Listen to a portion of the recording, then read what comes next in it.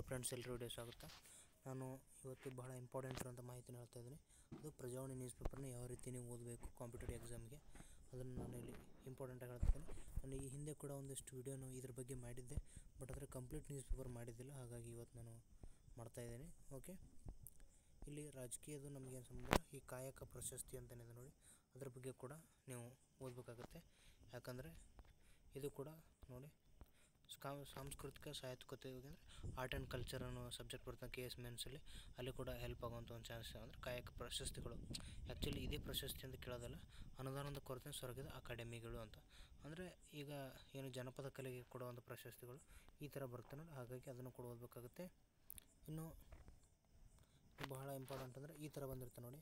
ಈ ಥರ ಬಂದರೆ ಇದು ಆ್ಯಕ್ಚುಲಿ ಇದರ ಬ್ಯಾಕ್ಗ್ರೌಂಡನ್ನು ಓದಬೇಕಾಗುತ್ತೆ ನೀವು.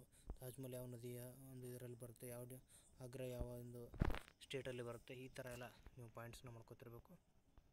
ಇದರ ಜೊತೆಗೆ ಇನ್ನು ಇವತ್ತು ಮಾಡಿರೋಂಥ ಸೆಪ್ಟೆಂಬರ್ 15 ನೋಡಿ, ಏನು ರಾಜ್ಯ ಸರ್ಕಾರ ಕಲ್ಯಾಣ ಮಂಟಪದಿಂದ ಏನು ಮಾಡಿದೆ, ಪ್ರಜಾಪ್ರಭುತ್ವ ದಿನ. ಓಕೆ, ಇದನ್ನು ಕೂಡ ಇಂಪಾರ್ಟೆಂಟ್. ಈ ಥರ ಇದ್ರೆ ನೀವು ಮಾಡ್ಕೋಬೇಕು. ಜಲಪಾತೋತ್ಸವ ನೋಡಿ, ಇಲ್ಲಿ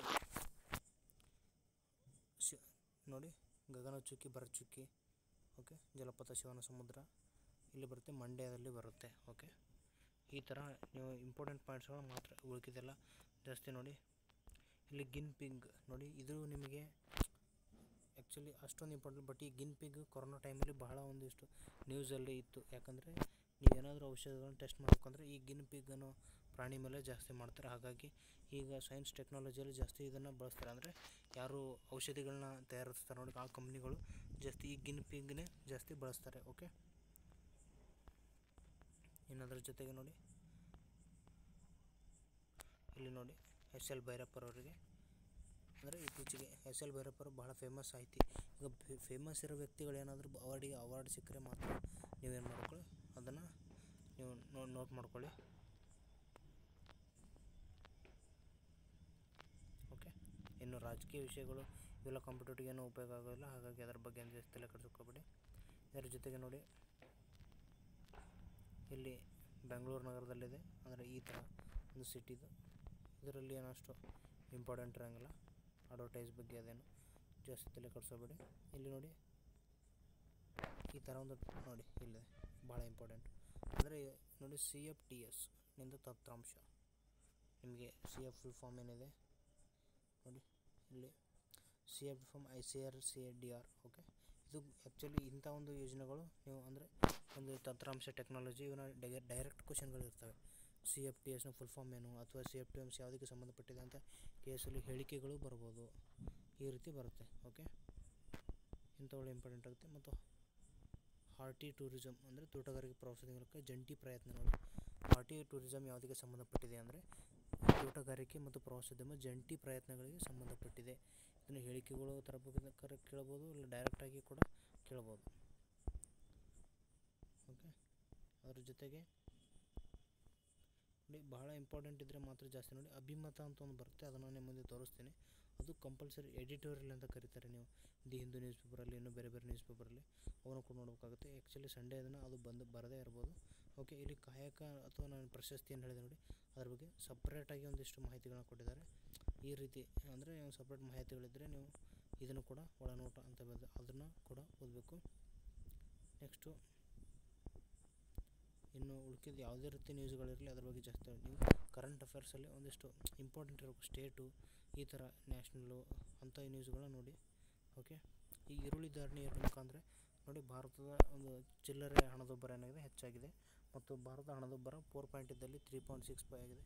ಹೀಗೆ ಒಂದಿಷ್ಟು ಈ ಟಾಪಿಕ್ ನೋಡಿದ್ರೆ ಈ ಹಿಂದಿನ ಬ್ಯಾಕ್ಗ್ರೌಂಡ್ ಎಲ್ಲ ನೀವೇನು ಮಾಡಬೇಕು, ರಿವೈಸ್ ಮಾಡ್ಕೊತಾ ಇರಬೇಕು. ಓಕೆ, ಅಂದರೆ ನಿಮಗೆ ಕರೆಂಟ್ ಅಫೇರ್ಸ್ ಏನಾಗುತ್ತೆ ಡೈಲಿ ನ್ಯೂಸ್ ಪೇಪರ್ ಓದೋದ್ರಿಂದ ಭಾಳ ಹೆಲ್ಪ್ ಆಗುತ್ತೆ.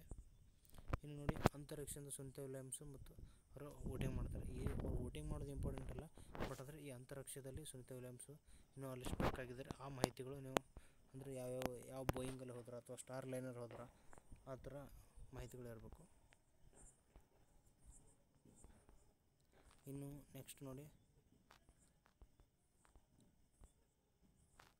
ಡೇವಿಸ್ ಕಪ್ ಅದಕ್ಕೆ ಸಂಬಂಧಪಟ್ಟಿರುತ್ತೆ. ಈ ಸ್ಪೋರ್ಟ್ಸಲ್ಲಿ ಈ ಪ್ರಶ್ನೆಗಳನ್ನ ಕೇಳಿದರೆ ಆಲ್ರೆಡಿ PCಯಲ್ಲಿ SDFDಯಲ್ಲಿ. ಡೇವಿಸ್ ಕಪ್ ಯಾವುದಕ್ಕೆ ಸಂಬಂಧಪಟ್ಟಿದೆ, ಅದು ಟೆನ್ನಿಸ್ಗೆ ಸಂಬಂಧಪಟ್ಟಿರುವಂಥ ಒಂದು ಕಪ್, ಡೇವಿಸ್ ಕಪ್. ಓಕೆ, ನೋಡಿ ಇಲ್ಲಿ ಪ್ಯಾರಾ ಒಲಿಂಪಿಕ್ಸ್ ನೋಡಿ, ಇದು ಬಹಳ ಇಂಪಾರ್ಟೆಂಟು.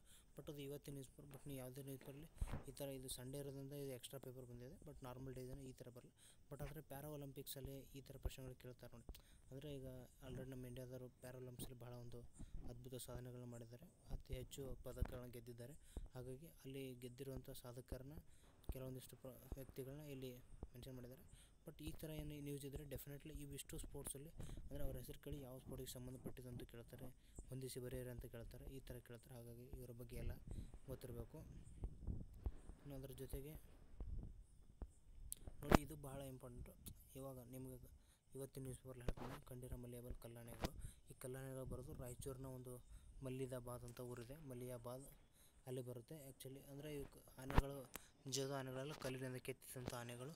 ಇವುಗಳ ಅಳಿವಿನಂಚಿ ಹೋಗುವ ಅಂದರೆ ಅಲ್ಲಿ ಪ್ರವಾಸಿ ತಾಣಗಳನ್ನ ಹಾಳಾಗ್ತಾ ಇದ್ದಾವೆ, ಒಂದು ತಡೆಗಟ್ಟೋ ಸಂಬಂಧ ಈ ಥರ ಒಂದು ನ್ಯೂಸ್ ಇದೆ ಇದು. ಓಕೆ,